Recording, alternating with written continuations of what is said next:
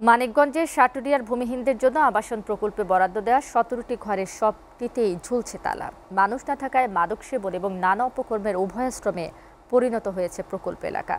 প্রায় ৩০ লাখ টাকা ব্যয়ে নির্মিত এই আবাসন প্রকল্পে অনিয়ম ও দুর্নীতির ফলে কোনো কাজেই আসছে না। মানিকগঞ্জ প্রতিনিধি হাসান ফয়েজের প্রতিবেদন।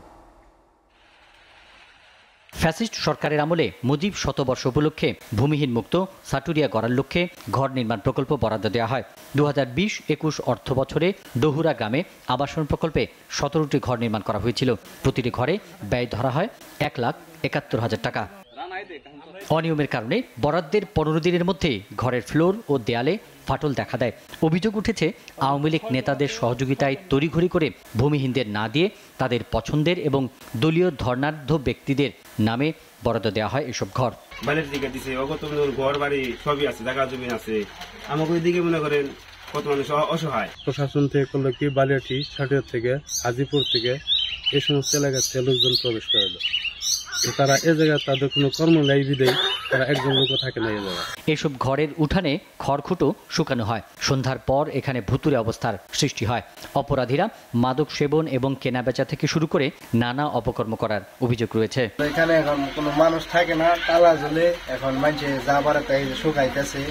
এমনকি রাত্রে পোলা মানে বাজে আড্ডা দেয়, আজে বাজে পোলা আড্ডা মারে। এই ঘরটা পরিবার থাকলে পারে আমাকে খুব ভালো হইতো। একটা পরিবার নাই। ৩ থেকে ৪ বার ঘরের জন্য আবেদন করেও ঘর পায়নি অনেক গৃহহীন আর ছিন্নমূল মানুষ। ঘর বিতরণে নানা অনিয়মের কথা জানান এলাকাবাসী। ব্যবস্থা করে দিচ্ছে, এখন তো থাকে না, ঘর পড়া দিচ্ছে। আমার দেয় আমার থাকবো। আমার তো ঘর বাড়ি কিছুই নেই, আমাকে যদি একটা ঘর বাড়ি দেয় থাকলে আমরা খুশি। সরেজমিনে ঘুরে ঘরগুলো স্থানীয়দের মাঝে কিভাবে বিতরণ করা যায় তার জন্য ঊর্ধ্বতন কর্তৃপক্ষের কাছে জানাবেন বলে নিশ্চিত করেন প্রকল্প বাস্তবায়ন কর্মকর্তা। ঊর্ধ্বতন কর্তৃপক্ষকে অনুরোধ করেছি যে স্থানীয় যারা গরিব মানুষ আছে তাদের মাঝে যদি দেওয়া হয় তাহলে ওই মানুষগুলো থাকবে।